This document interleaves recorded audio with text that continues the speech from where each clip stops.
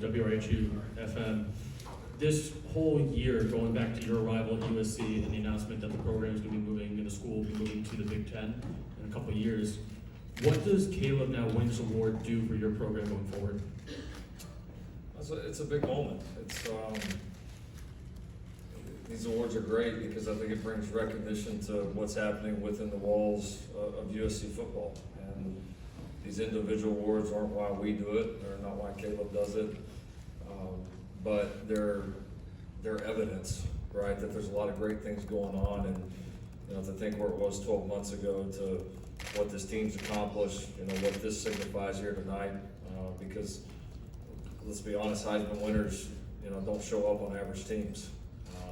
You don't get a shot at that. You got to have a great team around you, and we've been fortunate to have that, and obviously led by an elite player. So it's a great, I think, just another great sign of the direction of this program, and this guy's obviously had a huge hand in that.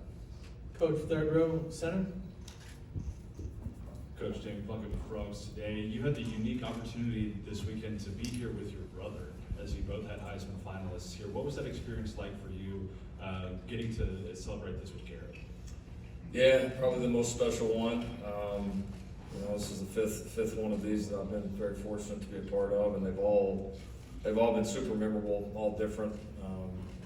But yeah, to be able to share it, with my brother, obviously the year that they've had, the year that Max has had, I don't know if that's ever happened before, and whether it has or hasn't, just for our family, for our parents, for our hometown, just to kind of be here in New York together with, coaching at two great universities, coaching two great players, and to share it together was super meaningful. It's tough to put into words, and honestly a little bit surreal for our whole family, but we take a lot of pride in it for sure.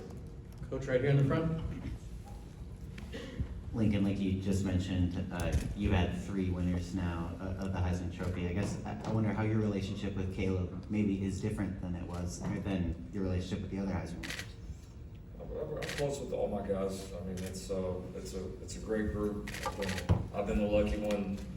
I've been the one that's been able to coach these great players, but I value, as much as the wins and the Heismans and the championships and all that, they're awesome. And obviously it's what we chase daily, but I value the relationships with them more, because like at some point I'm not going to get to coach Caleb anymore.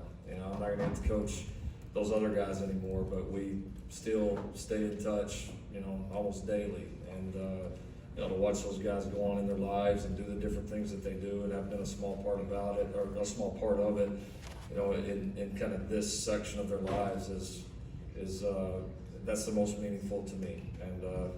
And I think again, one of my favorite parts of it is, from the beginning, from a first phone call or a first school visit, to see these guys and to just first get to know them, and then to be able to celebrate and enjoy nights like this together. It's cool to see these guys living out their dreams. Third row left side. Stephen Johnson, Fort Worth Star-Telegram. Two-part question. The first part, what is it about you guys' upbringing, I guess, that developed 2 great offensive minds? Second part is, between you and your brother, who's the better player this season? Here's our plays. Yeah. Caleb's reference that we had a pretty funny little video that Caleb was the star in. We saw a play that TCU might or might not have maybe used from us, and so Caleb sent my brother a little video that we had some fun with. So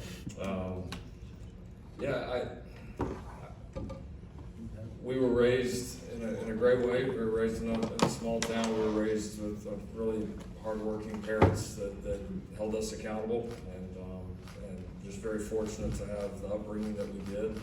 And then listen, we've worked hard, but we've both been given some really cool opportunities, and our careers have kind of transpired in different ways. And I'm really proud of him.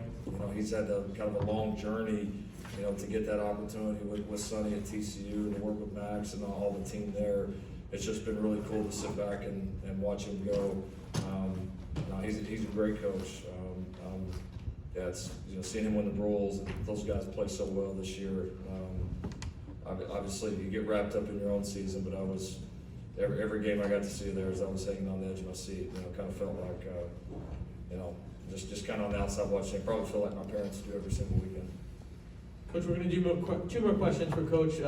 Fourth row, right-hand side, Yogi.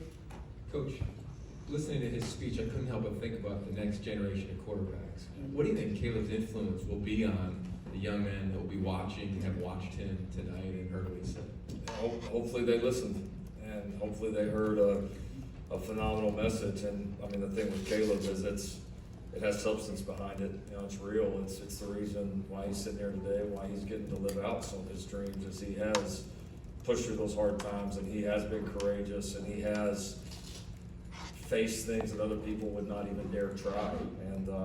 And he's done it with just such a great attitude along the way. So, yeah, it's funny to think that, when I first started doing this, that a young guy like Caleb might be listening to what some of those guys did, and now there's going to be some young guys in the future that were listening to what Caleb did tonight and learn about his story. And hopefully it inspires so many, and hopefully it inspires not just quarterbacks, not just football players. I mean, you take any young person out there, whatever they want to accomplish, they can grab a lot from this guy right here.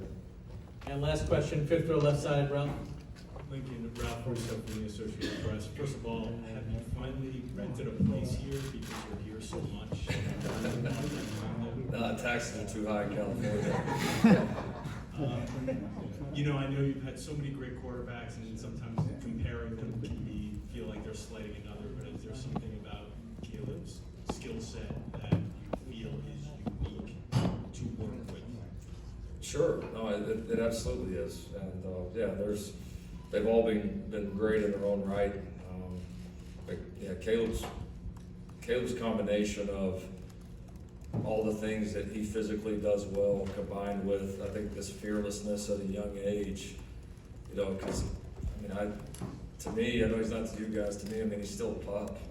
He's a year and a half into playing college football, and it's been fun to see that we can coach him hard and we can push him hard, and he's continued to respond, and he's so hungry to get better, but he's also so fearless in the moment, and he's going to get better and better as time goes on if he continues at it. I know he will. So physically, he's got what all of them have, and honestly, there's some things he probably has naturally that are better, and which is hard to do, because those three are all, those other guys are all obviously elite players. But yeah, his mental makeup, this young in his career, to take over, the job at two storied programs in the fashion that he did, right? Neither one of them was a normal path to becoming a starting quarterback at a major university and a big-time college football team. And that takes guts, right? Because you get out there, like, there's nobody to catch you when you fall. It's places like this to play quarterback, you got to perform, and your successes and failures are out there for the entire world to see and the entire world to judge. And believe me, everybody's got an opinion. And so it takes a special kind of confidence and drive, especially that young. And that's one of the things I've been the most impressed about with him this early in his career. Thanks so much, Coach. All right, at this time, we're going to ask you guys just to step to the side.